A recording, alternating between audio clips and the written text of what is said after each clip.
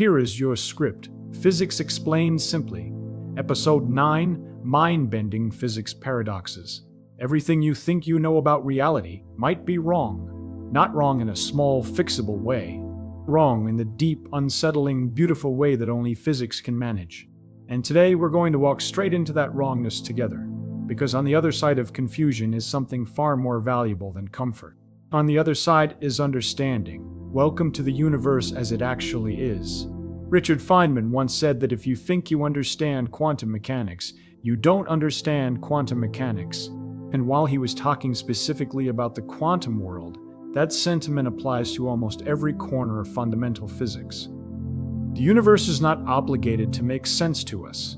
It doesn't care about our intuitions or everyday experiences or the neat little mental models we build to get through the day. What it offers instead is something better, paradoxes. Beautiful, mind-bending paradoxes that, when you sit with them long enough, reveal truths so profound that they change how you see everything. So today, we're exploring 5 of the deepest, strangest, most reality-altering paradoxes in all of physics. We'll talk about time travel and why the universe seems almost personally offended by it. We'll talk about why the stars are, in a very real sense, forever unreachable. We'll explore the bizarre idea that antimatter might literally be ordinary matter moving backwards through time. We'll ask the hardest question of all. Where exactly is your mind? And we'll wrap up with a paradox so fundamental it challenges the very idea of what nothing means. Fasten your seatbelt. Or don't. Time is already about to get weird.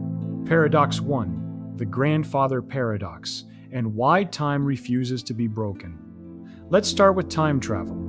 Not because it's easy, but because almost everyone has thought about it, and almost everyone thinks about it wrong. Here's the common version. You build a time machine, you go back in time, you accidentally stop your grandfather from meeting your grandmother, and suddenly you were never born. But if you were never born, you couldn't travel back in time to stop them from meeting, which means they do meet, which means you are born, which means you are dorn, which means you can travel back in time, which means stop. Think about that for a moment. This is called the Grandfather Paradox, and on the surface it looks like a logical punchline, proof that time travel is just science fiction nonsense. But here's the thing. Physicists don't dismiss it that easily, because the equations of general relativity, Einstein's masterpiece theory of gravity and space-time, don't actually forbid time travel. The math, under certain circumstances, allows for what are called closed time-like curves. These are paths through space-time that loop back on themselves. In pure mathematics, you can travel into your own past. So the paradox isn't just a fun brain teaser, it's a genuine crisis for physics. Now, imagine you're holding a garden hose, and you loop the hose back on itself so the nozzle points at the intake. You turn on the water. What happens? If the water flows forward, it enters itself from behind. The loop is self-consistent, the same water going around and around. This is one proposed resolution to the Grandfather Paradox, called the Novikov self-consistency principle, named after the Russian physicist Igor Novikov. It essentially says, yes, you can travel to the past, but you can only do things that already happened. You cannot change the timeline because the timeline is already the result of your intervention. Your trip back in time is already baked into history. The hose loops, but the water flows consistently. In this view, free will in a time travel scenario becomes deeply uncomfortable. You go back, you try to stop your grandfather. Something stops you. A stumble, a distraction, a moment of hesitation. Not because fate is some mystical force, but because the universe's own consistency demands it.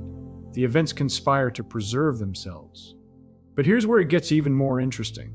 Stephen Hawking proposed something called the chronology protection conjecture. His argument was essentially this: even if general relativity technically allows time loops, quantum mechanics comes along and destroys them. As you try to form a closed time-like curve, quantum fluctuations build up and amplify around the loop, creating a wall of energy that collapses the curve before it can be used. The universe, in Hawking's playful phrasing, has a chronology protection agency, a self-policing mechanism that keeps the timeline safe for historians. What's remarkable here isn't that time travel is impossible. It might be. What's remarkable is why it appears to be. Not because of some simple, obvious reason, but because space-time, relativity, and quantum mechanics seem to form a conspiracy, a cosmic agreement to prevent paradoxes. The universe protects its own coherence. And that feels like it's trying to tell us something. Paradox 2. The stars are unreachable. Even if we get there now, let's talk about stars. Specifically, let's talk about why reaching them is one of the most heartbreaking facts in all of physics. The nearest star to our Sun is Proxima Centauri. It sits about 4.24 light-years away. That sounds like a manageable number until you realize that our fastest spacecraft, the Parker Solar Probe at its peak speed, would take roughly 6,500 years to get there. Clearly, we need to go faster. So imagine we build a ship, a truly extraordinary ship, capable of accelerating constantly, reaching ever greater fractions of the speed of light. At 10% the speed of light, Proxima Centauri is a 42-year journey. At 90%, we're under 5 years.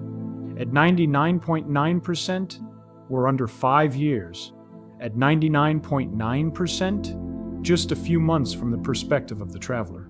Special relativity gives us time dilation. The faster you move, the slower your personal clock ticks relative to the universe around you. At extreme speeds, a human being could theoretically cross enormous distances in a subjective lifetime. So far, so good. But here's the paradox. While you're traveling at 99.9% the speed of light toward Proxima Centauri, experiencing only a few months of subjective time, back on Earth, years are passing. When you arrive, everyone you knew is older. When you return, everyone you knew might be dead. You leave a young person. You come back to a world that has moved on without you. You cannot sync your life with the civilization that launched you. You are, in the deepest human sense, permanently displaced. And if you wanted to reach truly distant stars, the ones thousands or millions of light years away, the displacement becomes total. You could travel to a galaxy, 1,000,000 light years distant, in a subjective human lifetime. But you'd return to find that 2 million years had passed on Earth. Human civilization, if it still existed at all, would be unrecognizable. You'd be a time traveler in the cruelest possible sense, not moving through time intentionally, but being dragged forward by the physics of fast travel. Here's the thought experiment that really drives this home. Imagine two twins, let's call them Anna and Bruno. Anna boards the relativistic ship. Bruno stays home. Anna travels to a star 50 light-years away at 99% the speed of light and returns. From Bruno's perspective on Earth, the round trip takes about 101 years. He's long dead. From Anna's perspective, thanks to time dilation, only about 14 years have passed. She steps off the ship still in her prime, into a world more than a century removed from everything she knew. The stars are not simply far away in space, they are far away in time. Reaching them means trading your place in human history for the journey. It means becoming, essentially, a ghost from the past, or the future, depending on your point of view. And yet, there's something almost sacred about this. The universe is so vast that it can only be explored by individuals willing to sacrifice their moment in it. Explorers who travel to the stars might be the loneliest people who ever lived in the most cosmic sense possible. That paradox of connection and isolation woven together feels almost like a design feature of reality, as if the universe is testing what we value more, discovery or belonging. Paradox 3, antimatter is matter running backwards through time. Let's stay on the theme of time for a moment because there's one more twist that almost nobody talks about, and it's one of the most quietly staggering ideas in all of physics. Every particle of matter has an antimatter counterpart.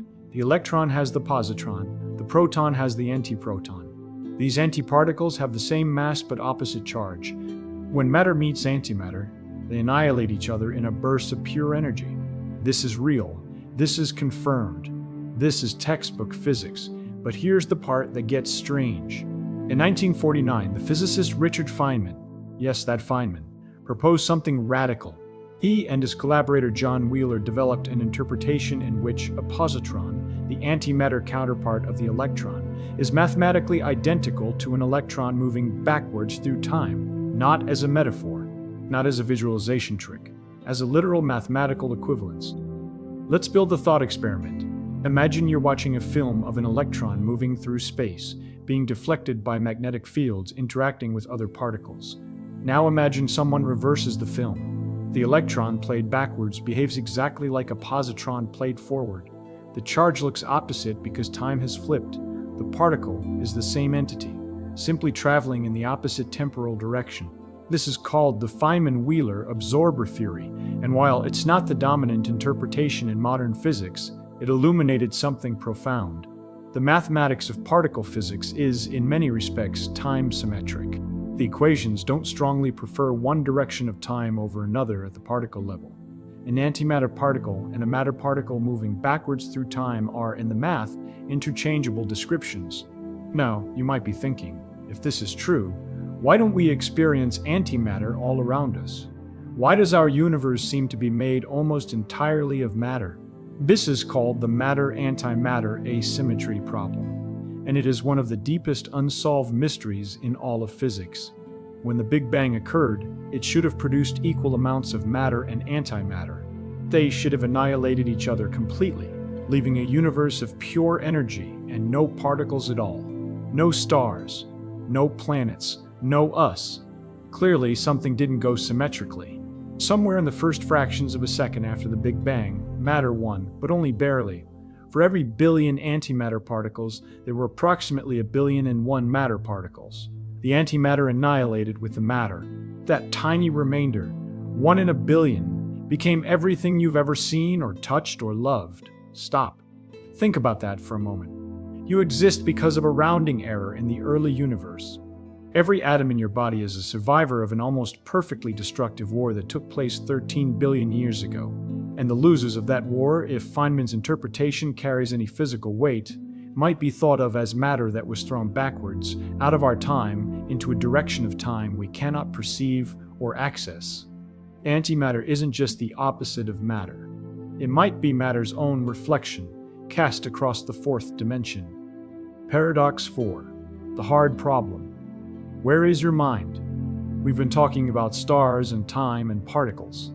Now let's turn the lens inward, because there is a paradox in physics and neuroscience so difficult, so deeply unsettling, that some of the world's sharpest thinkers consider it the hardest problem in all of science. Not just physics, all of science. Where is your mind? Not your brain. Your brain is easy to find. It's about 3 pounds of gray matter sitting in your skull, running on roughly 20 watts of electrical power, about the same as a dim light bulb. The brain is physical. It's measurable. We can scan it, probe it, stimulate it. Neuroscience has made extraordinary progress understanding how the brain processes information. But that's not the question. The question is, where's the experience of being you? Right now, you are experiencing something. You're hearing these words or reading them, and there is something it is like to be you doing that. There is a subjective first-person quality to your existence, a redness to red, a painfulness to pain, a felt sense of wonder when an idea clicks. The philosopher David Chalmers called this phenomenal consciousness, and he called the question of its physical origin the hard problem of consciousness. Here's why it's a problem. Every other scientific question, even the deeply complex ones, follows a recognizable pattern. Explain the mechanism. How does the heart pump blood? Describe the valves and muscles and pressure gradients. Mechanism explained. How does the brain recognize a face? Describe the neural pathways, the pattern-matching algorithms, the feed-forward networks. Mechanism explained. But when we ask, why does recognizing a face feel like something? Why isn't all this information processing happening in the dark, without any inner experience attached to it? The mechanism-based answer suddenly seems insufficient. You can describe every neuron firing in complete detail and still not have explained why there's a you there watching. Feynman himself was deeply curious about consciousness, though he was careful about claiming to understand it. In his characteristically honest way, he acknowledged that we don't fully understand what happens when we think. The physical substrate is neurons and electrochemical signals. But the subjective experience? That, he admitted, remains genuinely mysterious. Now here's where physics enters the conversation in an unexpected way. Some physicists and philosophers, including the Nobel laureate Roger Penrose and anesthesiologist Stuart Hameroff, have proposed that consciousness is not just a product of classical brain computation, but might involve quantum processes at the level of structures inside neurons called microtubules. The idea, known as orchestrated objective reduction, or ORC-OR, suggests that quantum superpositions within these microtubules collapse in a way that is orchestrated by the brain and tied to fundamental space-time geometry. In this view, consciousness is woven into the fabric of the universe at the quantum level. This is controversial, deeply controversial. Many neuroscientists and physicists push back hard on it, but the fact that serious scientists are reaching into quantum mechanics to explain experience tells you something important. The standard, classical picture may not be enough, and there's an even more radical position called panpsychism, which holds that some form of experience, not human consciousness, but something more primitive, some proto-experiential quality, is a fundamental feature of reality, present even at the level of elementary particles. In this view, consciousness doesn't emerge from matter. Consciousness is a property of matter in the same way that mass and charge are properties of matter. Your mind isn't produced by your brain. Your brain is an arrangement of matter that has always at its deepest level been experiential. It sounds wild, but consider, we currently have no scientific explanation for why physical processes produce subjective experience at all. We have no agreed-upon definition of what consciousness even is. We cannot build a consciousness detector. We cannot prove to each other that we are conscious. We simply assume it.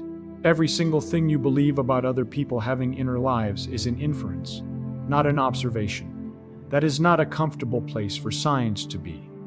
But it is an honest one. And in physics, honesty about what we don't know is the beginning of the most exciting discoveries. Paradox 5. The nothing that isn't. Quantum vacuum and the energy of empty space. Let's close with the paradox that might be the strangest of all. A paradox about nothing. What is nothing?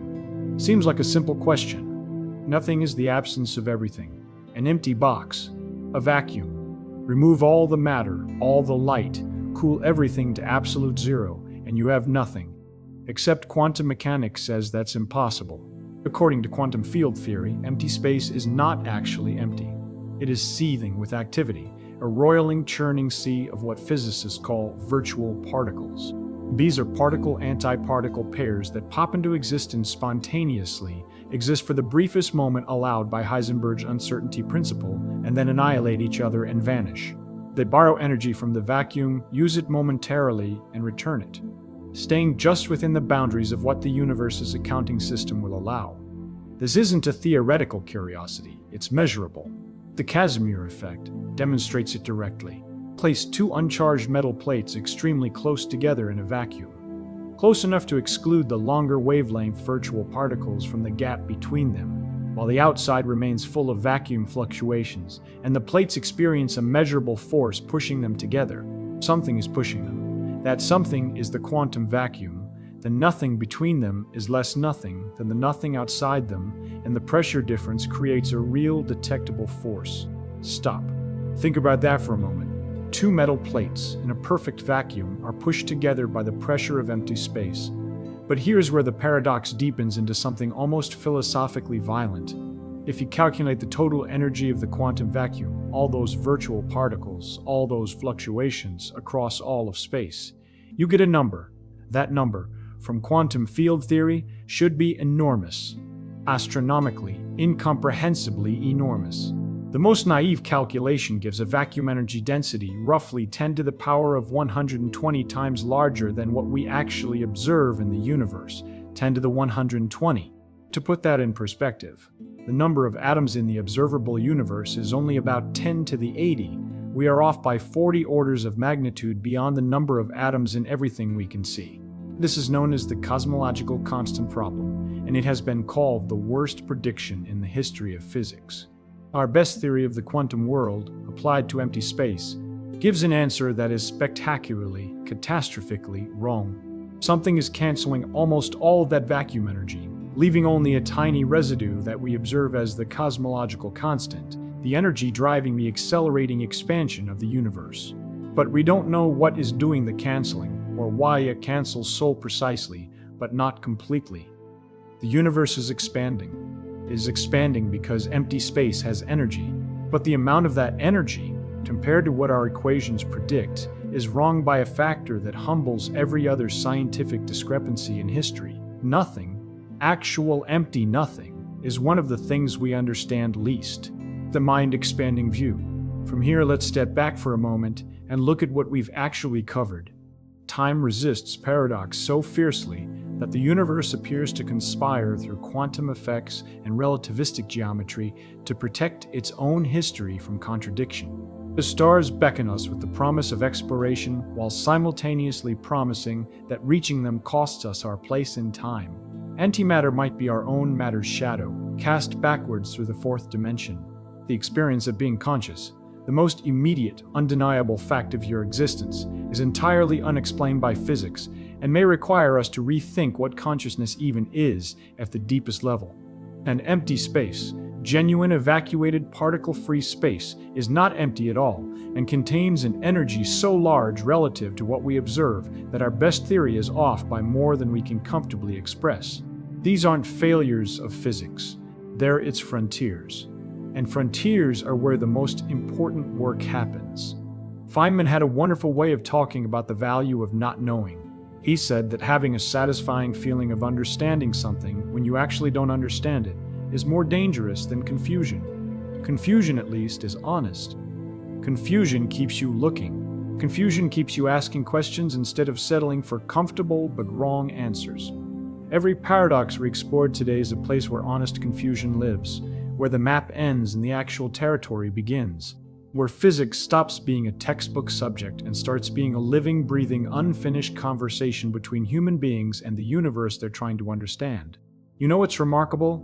You just thought about time loops, relativistic journeys, backwards traveling antimatter, the mystery of your own mind, and the energy of empty space.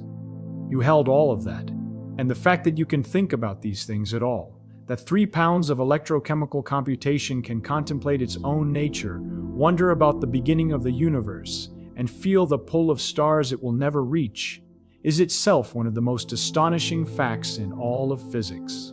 The universe evolved a way to know itself. That way is you. And if that doesn't make you want to keep asking questions, nothing will. Which, as we just established, doesn't actually exist anyway. If today's journey left you wanting more, if there's a corner of physics you're burning to understand, or a paradox that's keeping you up at night, drop it in the comments. Because the best questions don't come from textbooks. They come from curious people who refuse to stop asking. That's always been where physics lives. See you in the next one.